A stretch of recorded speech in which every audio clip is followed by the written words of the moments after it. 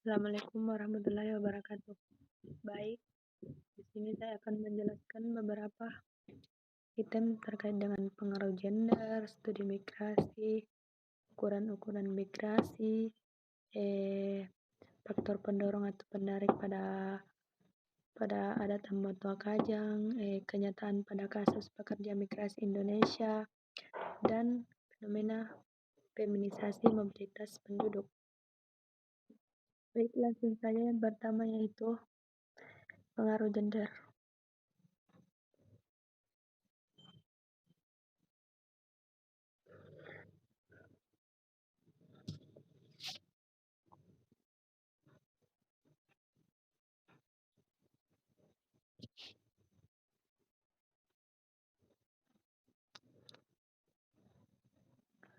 Baik, pengaruh gender di sini, pengaruh gender pada tahap migrasi.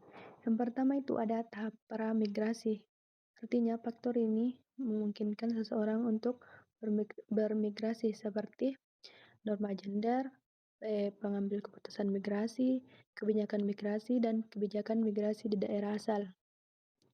Yang kedua itu tahap migrasi, di mana kebijakan migrasi di negara asal tujuan yang dapat mengaruhi secara berbeda migrasi laki-laki dan perempuan, strategi migrasi, pekerjaan dan gambar, stereotip peran laki-laki dan perempuan, dan potensi masuknya perempuan di pasar tenaga kerja penerima.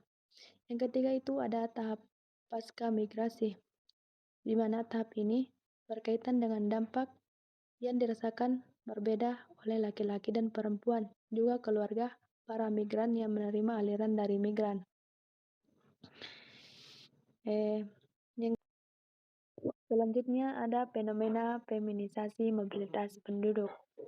Fenomena ini ada dua, yaitu permanen dan non-permanen, di mana permanen ini terbagi lagi menjadi dua, yaitu migran recent dan pekerja migran recent. Pekerja recent yaitu perpindahan penduduk 5 tahun ke atas, sedangkan pekerja migran recent mengarah pada migrasi tenaga kerja yang berkaitan dengan pekerjaan.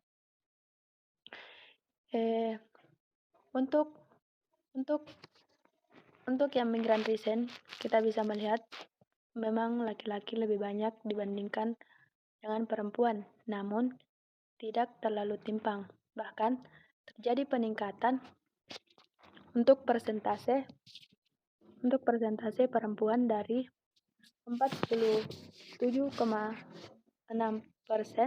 di tahun 2017 menjadi 48,8% di tahun 2018. Dan selanjutnya untuk pekerja migran recent, kita bisa melihat bahwa memang laki-laki lebih mendominasi dibandingkan dengan perempuan. Namun peningkatan perempuan cukup lumayan, yaitu dari 35,7% di 2017 menjadi 37,3% di 2018. Selanjutnya kita beralih ke non-permanen. Di sini non-permanen ini ada komuter dan ada sirkuler. Keduanya terkait dengan mobilitas penduduk tenaga kerja. Untuk komuter, kita bisa melihat bahwa memang perempuan meski jumlahnya sedikit, tapi ada peningkatan dari 28,8% di 2017 menjadi 29,2% di 2018. Dan ini masih cukup baik dibandingkan dengan pekerjaan migran sirkuler, di mana untuk migran sirkuler ini partisipasi perempuan sangat rendah sekali, hanya 32% pada tahun 2017 dan hanya 33,5% di tahun 2018. Meski ada peningkatan sedikit, ini bisa saja berkaitan dengan peran gender perempuan yang memang harus mengurus rumah tangga, sehingga dia prefer untuk melakukan komunitasi ketimbang sirkulasi. Selanjutnya, kita beralih ke tahap studi migrasi, di mana studi migrasi ini ada dinamakan studi gender in mainstream literatur. Pada masa ini, perempuan diasumsikan sebagai pelaku positif migrasi yang hanya berperan sebagai pengikut ayah atau suaminya, bukan pelaku utama dan tidak perlu dijelaskan berbeda.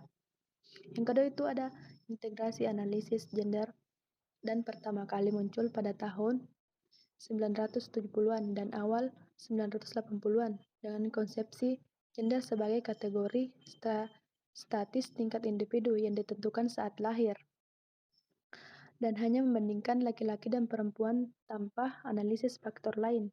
Yang ketiga itu pada pertengahan dan akhir tahun 1980-an ada pergeseran ke arah analisis gender yang berfokus pada sistem relasi gender sebagai faktor dan dampak dari mobilitas penduduk. Selanjutnya kita beralih pada ukuran-ukuran migrasi. Ukuran-ukuran migrasi ini ada 5. Yang pertama itu angka migrasi, di mana rasio dan banyaknya penduduk yang pindah secara lokal dalam jangka waktu tertentu dengan banyaknya penduduk.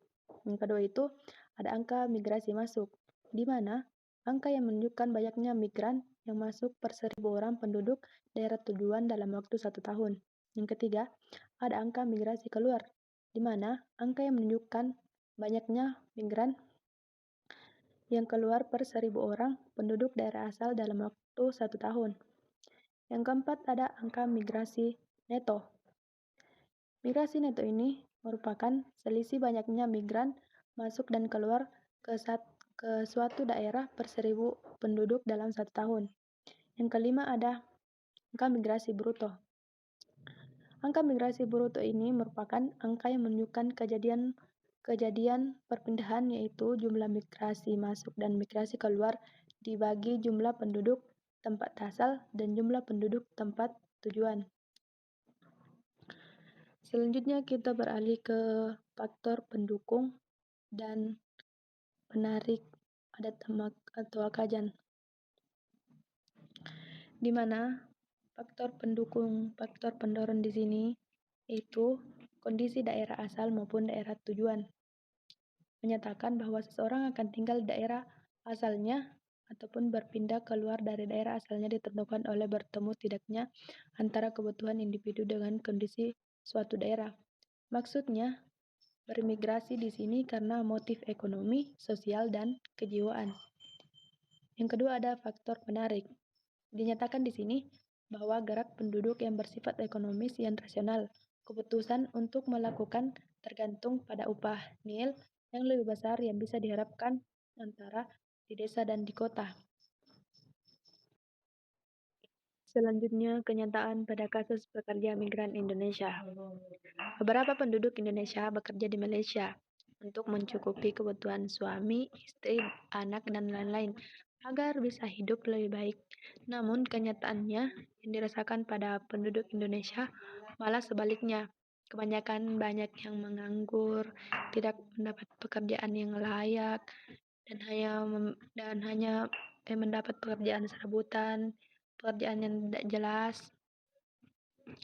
Dan tapi banyak juga yang sukses pada masa itu, pada kasus itu.